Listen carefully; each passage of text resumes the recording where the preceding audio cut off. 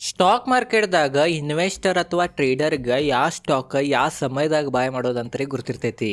But ತಗೊಂಡಿ stock ಯಾವ ಸಮಯದಾಗ ಸೆಲ್ ಮಾಡ್ಬೇಕನ್ನೋದನ್ನ ಗುರ್ತಿರಂಗಿಲ್ಲ. ಅದ ಕಾರಣ ಇವತ್ತಿನ ಈ ವಿಡಿಯೋನಾಗ ನಾವು ಎಕ್ಸಿಟ್ ಸ್ಟ್ರಾಟಜಿ ಬಗ್ಗೆ ತಿಳ್ಕೊಳ್ಳೋಣ. ಈ ಸ್ಟ್ರಾಟಜಿ ಅಷ್ಟು ಇಂಪಾರ್ಟೆಂಟ್ ಐತ್ಲ ರೀ. ಎಕ್ಸ್ಪರ್ಟ್ಗಳನ್ನು ಅಂತಾರ ಯಾವಾಗೂ ಒಬ್ಬ ಇನ್ವೆಸ್ಟರ್ ಒಬ್ಬ ಟ್ರೇಡರ್ ಯಾವ ಸಮಯದಾಗ ಯಾವ ಸ್ಟಾಕ್ ಅನ್ನ ಬಾಯ್ ಮಾಡ್ತಾನ ಅದು ಇಂಪಾರ್ಟೆಂಟ್ ಇಲ್ಲ. ತಗೊಂಡಿದ್ದ ಸ್ಟಾಕ್ ಅನ್ನ ಯಾವ ಸಮಯದಾಗ ಸೆಲ್ ಮಾಡ್ತಾನ, ಯಾವ ಸಮಯದಾಗ ತಗೊಂಡಿ ಸ್ಟಾಕ್ ದಾಗಿಂದ ಎಕ್ಸಿಟ್ ತಗೋತಾನ ಅದು ಬಹಳ ಇಂಪಾರ್ಟೆಂಟ್ ಅಂತ ತಿಳಿಸಿದಾರ. ಅದ ಕಾರಣ ಇವತ್ತಿನ ವಿಡಿಯೋನಾಗ ಇದ ಎಕ್ಸಿಟ್ ಸ್ಟ್ರಾಟಜಿ ಬಗ್ಗೆ ಡೀಟೇಲ್ದಾಗ ಸರಳವಾಗಿ ತಿಳ್ಕೊಳ್ಳೋಣ ನೋಡ್ರಿ. ಈ ವಿಡಿಯೋ ಸ್ಟಾರ್ಟ್ ಮಾಡೋಕ್ಕಿಂತ ಮೊದಲ ಡಿಸ್ಕ್ಲೇಮರ್ ಕೊಟ್ಬಿಡ್ತೇನೆ. ನಾ ಸೆಬಿ ರಿಜಿಸ್ಟರ್ ರಿಸರ್ಚ್ ಅನಲಿಸ್ಟ್ ಅಥವಾ ಫೈನಾನ್ಸ್ ಅಡ್ವೈಸರ್ ಇಲ್ಲ. ಈ ವಿಡಿಯೋ ಬರೀ ಎಜುಕೇಶನ್ ಪರ್ಪಸ್ ಸಂಬಂಧ ಐತಿ.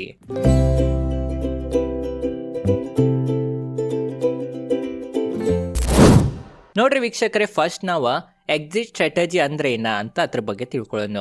ನೋಡ್ರಿ, ಎಕ್ಸಿಟ್ ಸ್ಟ್ರಾಟಜಿ ಅಂತಂದ್ರ ಯಾವ್ದು ಸ್ಟಾಕ್ ಅನ್ನ ಬಾಯ್ ಮಾಡೋಕ್ಕಿಂತ ಮೊದಲನ ಆ ಸ್ಟಾಕ್ ದಾಗಿಂದ ಯಾವ ಎಕ್ಸಿಟ್ ತಗೋಬೇಕಂತ ಮೊದಲನ ನಾವು ನಿರ್ಧಾರವನ್ನ ತಗೊಂಡಿರ್ತೇವಿ. ಅದಕ್ಕೆ ನಾವು ಎಕ್ಸಿಟ್ ಸ್ಟ್ರಾಟಜಿ ಅಂತೇವಿ. ಇದೇನ್ರಿ ಎಕ್ಸಿಟ್ ಸ್ಟ್ರಾಟಜಿ ಇಲ್ದ ನೀವು ಯಾವ್ದ್ರಿ ಸ್ಟಾಕ್ನಾಗ ಹೂಡಿಕೆ ಮಾಡಿರಂತಂದ್ರ ಅದಕ್ಕೆ ಎಕ್ಸ್ಪರ್ಟ್ಗಳು ಏನಂದಾರ ಅಂತಂದ್ರ ಗ್ಯಾಮ್ಲಿಂಗ್ ಅಂತ ಅಂದಿದಾರ. ಯಾಕಂತಂದ್ರೆ ಯಾವಾಗನು ಒಬ್ಬ ಇಂಟೆಲಿಜೆಂಟ್ ಇನ್ವೆಸ್ಟರ್ಗ ತಗೊಳ್ಳೋದ್ ಕಾರಣ ಆ ಸ್ಟಾಕ್ ಅನ್ನ ಎದಕ್ ಬಾಯ್ ಮಾಡತ್ತೀನಿ ಅದರಿಂದ ಕಾರಣನೂ ಗುರ್ತಿರ್ತೈತಿ, ಮತ್ತ ಯಾವ ಸಮಯದಾಗ ನಾ ಎಕ್ಸಿಟ್ ಮಾಡಾವಿದೇನ ಅಂತಾನು ಗುರ್ತಿರ್ತೈತಿ. ಅದ ಕಾರಣ ಅಷ್ಟು ಇಂಪಾರ್ಟೆಂಟ್ ಆಗ್ತೈತಿ ಈ ಸ್ಟ್ರಾಟಜಿ. ಮತ್ತೊಂದು ಏನಂತಂದ್ರೆ ಎಕ್ಸಿಟ್ ಸ್ಟ್ರಾಟಜಿಲಿ ಏನ್ ಹೆಲ್ಪ್ ಆಗ್ತೈತಿ ಅಂತಂದ್ರೆ ಹೂಡಿಕೆದಾರರ್ಗ ಒಂದೊಂದ್ಸಲ ಡಿಸಿಷನ್ ಇಮೋಷನಲಿ ತೊಗೊಂಡ್ಬಿಡ್ತೇವೆ ನಾವು.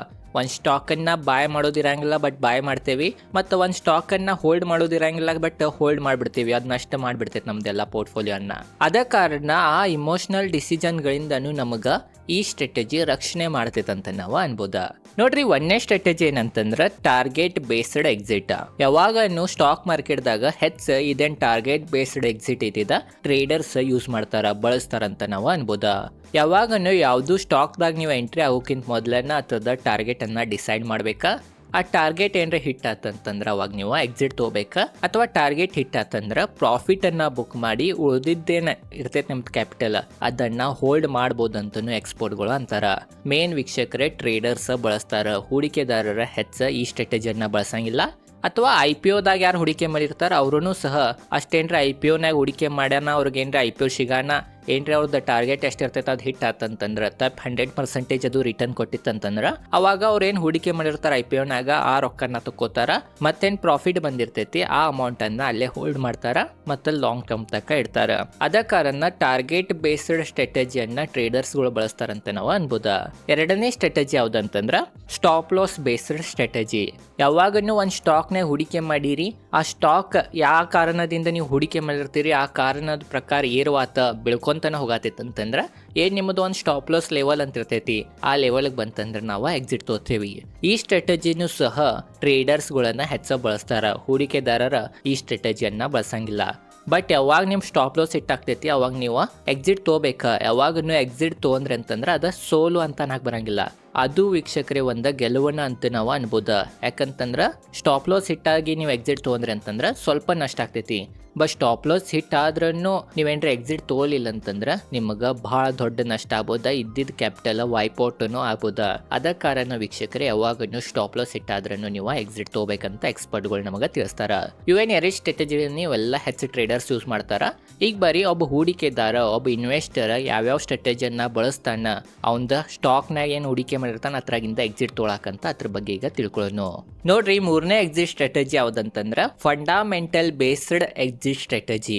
ಯಾವಾಗನು ಒಂದ್ ಕಂಪ್ನಿ ನೀವು ಬಾಯ್ ಮಾಡಿರ್ತೀರಿ, ಬಾಯ್ ಮಾಡೋದ್ ಮುಂದೆ ಆ ಕಂಪ್ನಿದ್ ಫಂಡಮೆಂಟಲ್ ಎಲ್ಲಾ ಚಲೋ ಐತಿ, ಆ ಕಂಪ್ನಿದ್ ರೆವೆನ್ಯೂ ಇರತೈತಿ, ಓವರ್ ಆಲ್ ಆ ಕಂಪ್ನಿ ಸ್ಟ್ರಾಂಗ್ ಐತಿ, ಗುಡ್ ಐತಿ, ಗ್ರೋಯಿಂಗ್ನು ಐತಿ ಅಂತ ನೀವು ಹೂಡಿಕೆ ಮಾಡಿರ್ತೀರಿ. ಬಟ್ ಸ್ವಲ್ಪ ಸಮಯದ ನಂತರ ಆ ಕಂಪ್ನಿದ ರೆವೆನ್ಯೂ ಗ್ರೋತ್ ಆವತ್ತ, ಪ್ರಾಫಿಟ್ ಏನ್ ಮಾಡ್ತಿತ್ತು ಅದು ಸಹ ನೆಗೆಟಿವ್ನಾಗ ಹೋತ, ಅಥವಾ ಆ ಕಂಪ್ನಿದ ಸಾಲ ಭಾಳ ಇರತೈತಿ, ಆ ಕಂಪ್ನಿದ ಮ್ಯಾನೇಜ್ಮೆಂಟ್ನ ಏನ್ರ ತುಡೋ ಕೆಲಸ ಮಾಡಿರಂತಂದ್ರ ಅಂತ ಸಮಯದಾಗನು ಎಕ್ಸಿಟ್ ತೊಗೊಳೋದನ್ನ ನಾವು ಫಂಡಮೆಂಟಲ್ ಬೇಸ್ಡ್ ಎಕ್ಸಿಟ್ ಸ್ಟ್ರಾಟಜಿ ಅಂತೇವೆ ನಾವು.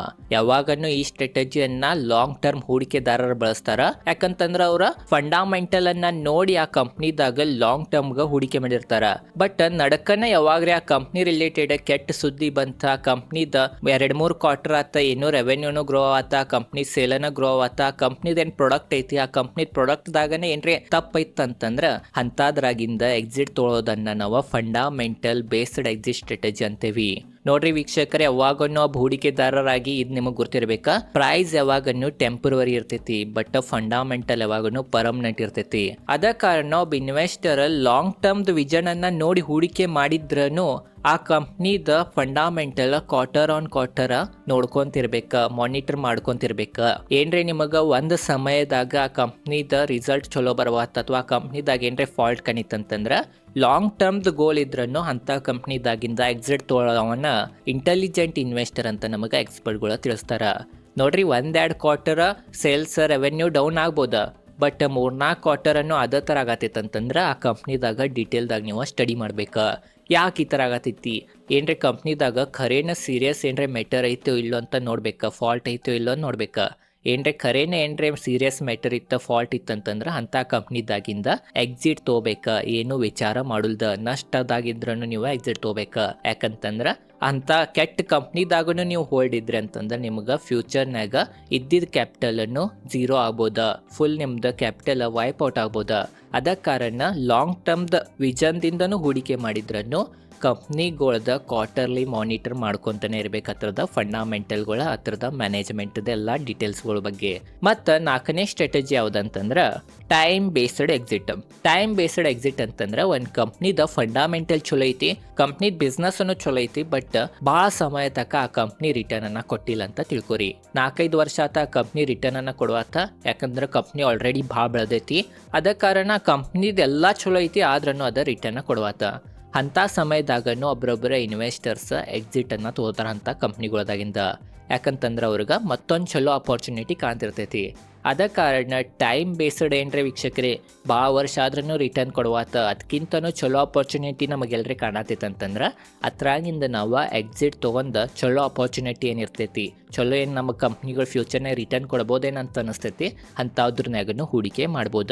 ಬಟ್ ಇದು ಶಾರ್ಟ್ ಟರ್ಮ್ದವ್ರು ಭಾಳ ಮಾಡ್ತಾರೆ. ಶಾರ್ಟ್ ಟರ್ಮ್ ಟ್ರೇಡಿಂಗ್ ಏನಂತೇವೆ ನಾವು 2-3 ತಿಂಗಳನ್ಯಾಗ ರೊಕ್ಕ ಮಾಡೋದು ಯಾರಿಗಿರ್ತೈತಿ ಅವ್ರು ಈ ಥರ ಮಾಡ್ತಾರೆ. ಲಾಂಗ್ ಟರ್ಮ್ ಹೂಡಿಕೆದಾರರ ಹೆಚ್ಚೇನು ವೀಕ್ಷಕರು ಈ ಎಕ್ಸಿಟ್ ಸ್ಟ್ರಾಟಜಿಯನ್ನು ಬಳಸಂಗಿಲ್ಲ. ಯಾಕಂತಂದ್ರೆ ಯಾವಾಗನು ಸ್ಟಾಕ್ ಮಾರ್ಕೆಟ್ ಯಾವ ವರ್ಷ ಯಾವ ಸಮಯದಾಗನ ರಿಟರ್ನ್ ಕೊಡ್ತೈತೆ ಅಂತ ಹೇಳಕ್ ಬರಂಗಿಲ್ಲ.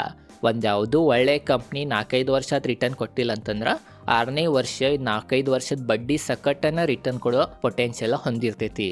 ಅದ ಕಾರಣ ನೀವು ಯಾವ ಇನ್ವೆಸ್ಟರ್ ಇದ್ದೀರಿ ಅಂತಲೂ ನೀವು ನೋಡಿನ ಇವೆಲ್ಲ ಎಕ್ಸಿಟ್ ಸ್ಟ್ರಾಟಜಿಗಳನ್ನು ನೀವು ಫಾಲೋ ಮಾಡ್ಬೇಕು.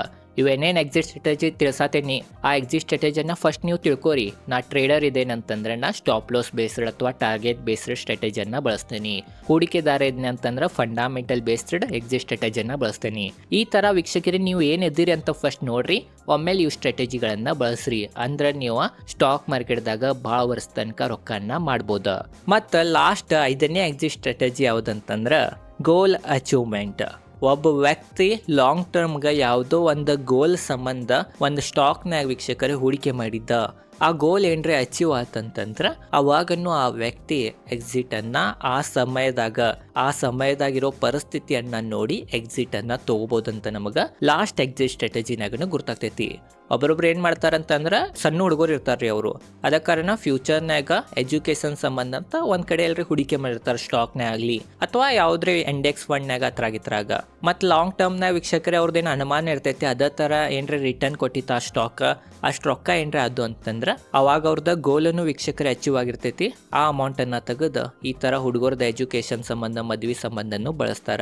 ಅದ ಕಾರಣ ಈ ಥರ ಏನ್ರಿ ಗೋಲ್ ಅಚೀವ್ ಆದ್ರೂ ಎಕ್ಸಿಟ್ ತೊಗೋಬೋದಂತ ಎಕ್ಸ್ಪರ್ಟ್ಗಳು ನಮಗಿಲ್ಲಿ ತಿಳಿಸ್ತಾರ. ಓವರ್ ಆಲ್ ಪ್ರಮುಖವಾಗಿ ಇಷ್ಟು ಎಕ್ಸಿಟ್ ಸ್ಟ್ರಾಟಜಿಗಳಿದಾವ. ಮೇನ್ ಲಾಂಗ್ ಟರ್ಮ್ ಹೂಡಿಕೆದಾರರ ಫಂಡಾಮೆಂಟಲ್ ಬೇಸ್ಡ್ ಎಕ್ಸಿಟ್ ಸ್ಟ್ರಾಟಜಿಯನ್ನು ನಾವು ಬಳಸ್ಬೇಕಾ.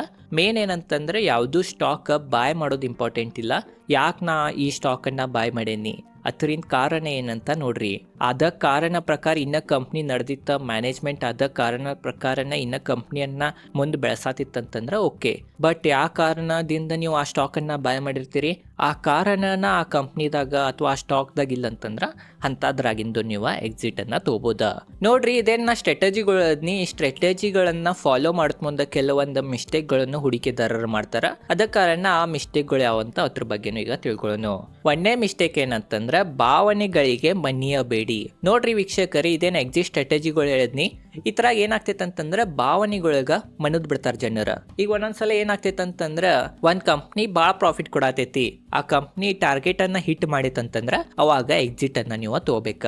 ಆದ್ ಬಿಟ್ಟ ಇನ್ನ ಪ್ರಾಫಿಟ್ ಕೊಡ್ತೈತಿ ಅಂತ ಆಸೆ ಹಿಡ್ಕೊಂಡ್ ಕುಂತ್ರಿ ಅಂತಂದ್ರ ತಪ್ಪಾದ ಪ್ರಾಫಿಟ್ ನಷ್ಟದಾಗನು ಬದಲಾಗಬಹುದ.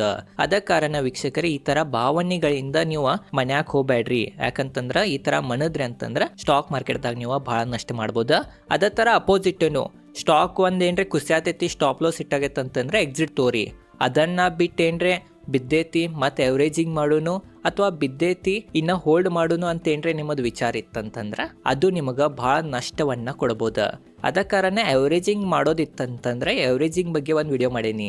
ಆ ವಿಡಿಯೋ ನೋಡೋದಿದ್ರ ಐ ಬಟನ್ನಾಗ ಅಥವಾ ಡಿಸ್ಕ್ರಿಪ್ಷನ್ ಲಿಂಕ್ ಕೊಟ್ಟಿರ್ತೇನೆ. ಈ ವಿಡಿಯೋ ಮುಗಾನ ಆ ವಿಡಿಯೋನ ಹೋಗಿ ನೀವು ನೋಡ್ಬೋದು. ಅದ ಕಾರಣ ಸ್ಟಾಪ್ ಲಾಸ್ ಇಟ್ಟಾದ್ರೆ ಸ್ಟಾಪ್ ಲಾಸ್ ತಗೋರಿ, ಪ್ರಾಫಿಟ್ ಹಿಟ್ ಆತಂದ್ರ ಅಥವಾ ಟಾರ್ಗೆಟ್ ಹಿಟ್ ಆತಂತಂದ್ರ ಟಾರ್ಗೆಟ್ ಅನ್ನ ತಗೋರಿ. ಭಾವನೆಗಳಿಗ ಮನ್ಯಾಕ ಹೋಗ್ಬ್ಯಾಡ್ರಿ ಅಂತ ನಮಗ ಇಲ್ಲಿ ತಿಳಿಸ್ತಾರ. ಈ ಮಿಸ್ಟೇಕ್ ಬಹಳ ಜನರ ಮಾಡ್ತಾರ ಇದ ಎಕ್ಸಿಟ್ ಸ್ಟ್ರಾಟಜಿನಾಗ. ಎರಡನೇದು ಏನಂತಂದ್ರ ಲಾಂಗ್ ಟರ್ಮ್ ಹೋಲ್ಡಿಂಗ್. ಲಾಂಗ್ ಟರ್ಮ್ಗ ಒಂದು ಸ್ಟಾಕ್ ಅನ್ನ ಬಾಯ್ ಮಾಡಿನಂತದಕ್ಕೆ ಲಾಂಗ್ ಟರ್ಮ್ ನ ಇಡೋದಿಲ್ಲ. ತಗೊಂಡಿದ್ದ ಸ್ಟಾಕ್ದಾಗ ಏನ್ರಿ ನಡಕನ ಸಮಸ್ಯೆಗಳು ಬಂದು ಅಂತಂದ್ರ ಅಂತದ್ರಾಗಿಂದ ಏನು ವೀಕ್ಷಕರೇ ತಲಿಯನ್ನ ಕೆಡಿಸ್ಕೊಳ್ದ ಈಗೋ ಅನ್ನ ಸೈಡ್ ಕಿಟ್ಟ ಆ ಸ್ಟಾಕ್ದಾಗಿಂದ ಎಕ್ಸಿಟ್ ತಗೊಳ್ಳೋವನ್ನ ಒಬ್ಬ ಇಂಟೆಲಿಜೆಂಟ್ ಇನ್ವೆಸ್ಟರ್. ಅದ ಕಾರಣ ಲಾಂಗ್ ಟರ್ಮ್ ಹೂಡಿಕೆ ಅಂತ ಕೆಟ್ಟ ಕಂಪ್ನಿ ಅಥವಾ ಕೆಟ್ಟ ನ್ಯೂಸ್ ಬರತೈತಿ, ಕೆಟ್ಟ ಸುದ್ದಿಗಳು ಬರತೈತಿ ಆ ಕಂಪ್ನಿ ಬಗ್ಗೆ ಅಂತಂದ್ರ ಅಂತ ಕಂಪ್ನಿಯನ್ನ ಲಾಂಗ್ ಟರ್ಮ್ಗೆ ಇಡೋದಿಲ್ಲ, ಅದ್ರಾಗಿಂದ ಎಕ್ಸಿಟ್ ಅನ್ನ ತಗೊಳ್ದ. ಬಟ್ ಆ ಸುದ್ದಿ ಖರೇನ ಐತೋ ಆ ಸುದ್ದಿದಿಂದ ಕಂಪ್ನಿಗೆ ಏನ್ರೆ ನಷ್ಟ ಆಗ್ತೈತೋ ಇಲ್ಲೋ ಅಂತಾನು ನೀವು ಡಿಟೇಲ್ದಾಗ ಸ್ಟಡಿ ಮಾಡ್ಬೇಕ. ಎಲ್ಲಾ ಸ್ಟಡಿ ಮಾಡ್ಯಾಗನ ಕಂಪ್ನಿ ಬೆಕಾರ ಐತಿ, ಕಂಪ್ನಿ ಏನು ಒಳ್ಳೇದಿಲ್ಲ ಅಂತ ಗೊತ್ತಾದ್ರ ಕಣ್ಣು ಮುಚ್ಚಿ ಅದು ಲಾಂಗ್ ಟರ್ಮ್ದ ನಿಮ್ಮದು ಪ್ಲಾನ್ ಇದ್ರೂ ಕಣ್ಣು ಮುಚ್ಚಿ ಆ ಪ್ಲಾನ್ ಅನ್ನ ಕ್ಯಾನ್ಸಲ್ ಮಾಡಿ ಇದ್ದಿದ್ದ ರೊಕ್ಕನ ಎಕ್ಸಿಟ್ ತೊಗೊಂಡ್ಬಿಡೋದನ್ನ ಒಂದು ವೀಕ್ಷಕರೇ ಜಾಣತನ ಅಂತ ನಾವು ಅನ್ಬೋದು. ಒಬ್ಬ ಇಂಟೆಲಿಜೆಂಟ್ ಇನ್ವೆಸ್ಟರ್ದ ಲಕ್ಷಣ ಅಂತ ನಾವು ಅನ್ಬೋದು. ನೋಡ್ರಿ ಮತ್ತೊಂದೇನಂತಂದ್ರ ಪ್ರತಿ ಶೇರ್ ಮಲ್ಟಿ ಬ್ಯಾಗರ್ ಆಗಂಗಿಲ್ಲ ಮತ್ತು ಎಕ್ಸಿಟ್ ಅಂತಂದ್ರೆ ಫೇಲಿಯರ್ ಆಗಂಗಿಲ್ಲ. ಇದು ನಿಮಗೆ ಗೊತ್ತಿರಬೇಕ. ಅದ ಕಾರಣ ವೀಕ್ಷಕರೇ ಸ್ಟಾಕ್ ಮಾರ್ಕೆಟ್ದಾಗ ಹೂಡಿಕೆ ಮಾಡೋದನ್ನ ಇಂಪಾರ್ಟೆಂಟ್ ಇಲ್ಲ, ಹೂಡಿಕೆ ಮಾಡಿದ್ದನ್ನ ಎಕ್ಸಿಟ್ ಯಾವಾಗ ತೊಗೊಳೋದು ಅನ್ನೋದನ್ನು ಇಂಪಾರ್ಟೆಂಟ್ ಅಂತ ನಿಮಗೆ ಗೊತ್ತಾ ಇರ್ಬೋದಾ. ಮತ್ತು ಯಾವ್ಯಾವ ಥರ ನಾವು ಎಕ್ಸಿಟ್ ಅನ್ನ ತಗೋತೇವಂತ ಅದ್ರ ಬಗ್ಗೆನೂ ಡೀಟೇಲ್ದಾಗ ಸರಳವಾಗಿ ತಿಳಿಸಿದ್ನಿ. ಇಷ್ಟೇ ಇವತ್ತಿನ ಈ ವಿಡಿಯೋ ಹೆಂಗೆ ಅನ್ಸಿತ್ತು ಅಂತ ಕಮೆಂಟ್ ಸೆಕ್ಷನ್ ಅಂತ ತಿಳಿಸ್ರಿ. ವಿಡಿಯೋ ಚಲೋ ಅನ್ಸಿಡೋಗಿ ಲೈಕ್ ಮಾಡ್ರಿ. ಇದೇ ಥರ ಸ್ಟಾಕ್ ಮಾರ್ಕೆಟ್ ರಿಲೇಟೆಡ್ ಕನ್ನಡದ ವಿಡಿಯೋ ಮಾಡ್ತಿರ್ತೇನೆ. ಧನ್ಯವಾದಗಳು.